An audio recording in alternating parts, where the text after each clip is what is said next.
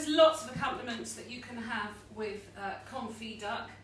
The most popular one in France is with lentils. I love it with a nice sort of very irony type greens, maybe cavolo nero.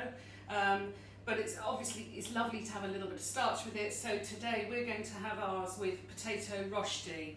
So I'm just going to show you making the rosti. 2 potatoes should actually be enough for 4, but I'm greedy. I'm always greedy. I can't help myself. I always end up making a little bit extra, and it usually gets eaten by someone in the house. They're lovely actually, rostis, if you have a poached egg on for breakfast. Gorgeous. So I've put a clean J-cloth. I always have a packet of clean J-cloths.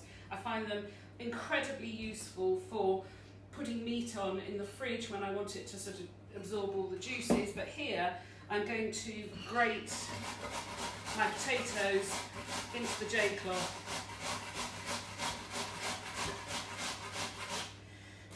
Lovely. It's a good job I'm going to be repainting my nails tomorrow, because I usually end up grating the ends of my fingers.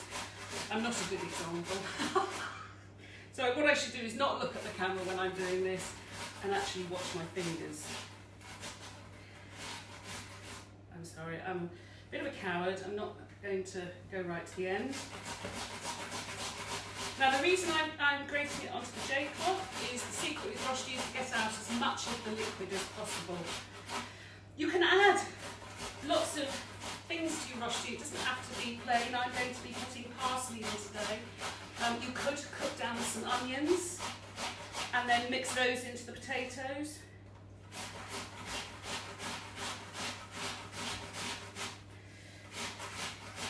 See, it's surprising how much you get actually from just 2 big potatoes.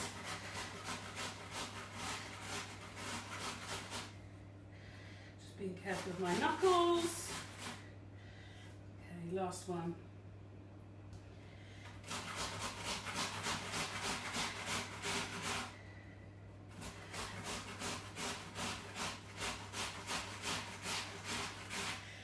I had this strange thing a couple of years ago where my hands were just really sore, and I couldn't figure out what it was that was making my hands so sore, and by process of elimination I discovered, and who knew it was a thing, that I was actually allergic to potatoes, to the on my hands, not to eat. It doesn't seem to affect me anymore, but that's probably because I'm not handling hundreds of potatoes anymore. But definitely in the days of the supper club, I suffered. Okay, I'm just going to rinse my hands again. So it's in. You can see it's in. This is why doing it in the cloth just makes life so much easier. So I'm going to pick that up. I'm going to come over to the sink and look. Wow. Give it a really good squeeze. I'm going to keep squeezing till I feel like I've got all the liquid out.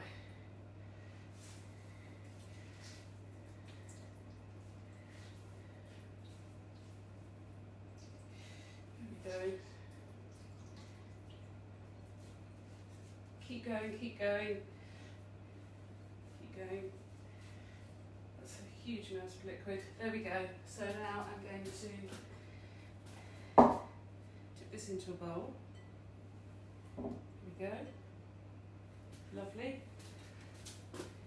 You can obviously reuse that, wash it, dry it, keep it somewhere sanitary, and you can use it again, or you can use it to just clean your kitchen. So I'm going to pop in the parsley.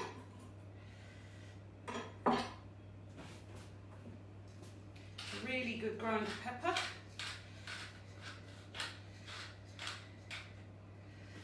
I'm not going to use the flaky salt here. I'm just going to use table salt. Remember, it's potatoes, so you do need quite a bit of salt. That was 2 really good pinches. season with your salt and pepper. Lastly, I've got 40 grams of melted butter. Yum. And I'm just going to mix that in with my hands, making sure everything's coated. Do it with a spatula, you don't have to be grubby like me. Lovely. Let's see if that's going to hold together. Lovely. That's all we need, because they'll start to cook like that. Okay, I'm going to rinse my hands again.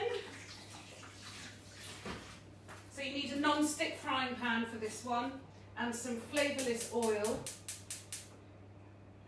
You could, with these rostis, if you're doing these specifically to go with the duck, instead of butter, you could put in 40 grams of the duck fat so that you've got the flavour going through.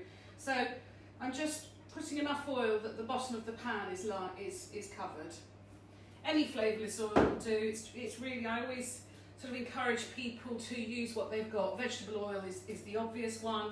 Groundnut oil is a flavourless oil. Rapeseed or sunflower oil, they're all flavourless oils. So I'm going to heat that up on a medium-high heat. Let's leave that.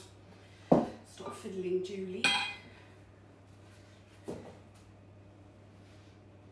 Then in measurement-wise, it's completely up to you. I've actually got enough here for 6 people, but I'm just going to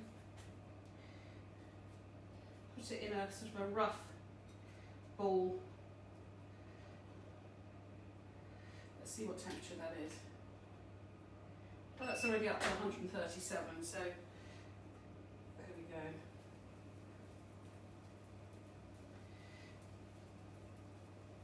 And another one.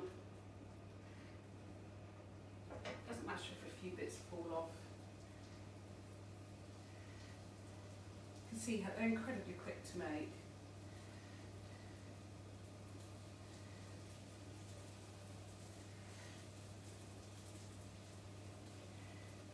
You can also make one big rosti. If you've got a small frying pan, you can just pack it all into a small frying pan and make it almost like a cake and cut slices off it. So then I'm going to leave these to cook for 5 or 6 minutes on each side.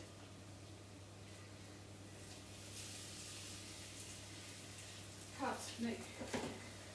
We'll come back to these when I... So these have had about 5 minutes on one side.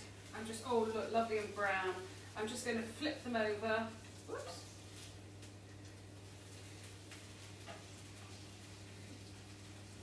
They've got a lovely golden colour. I have just dropped the heat slightly.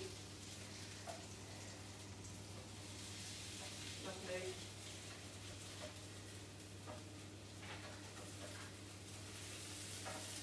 And I'll just cook them for maybe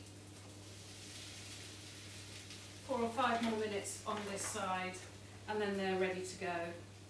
You can see the lovely golden colour.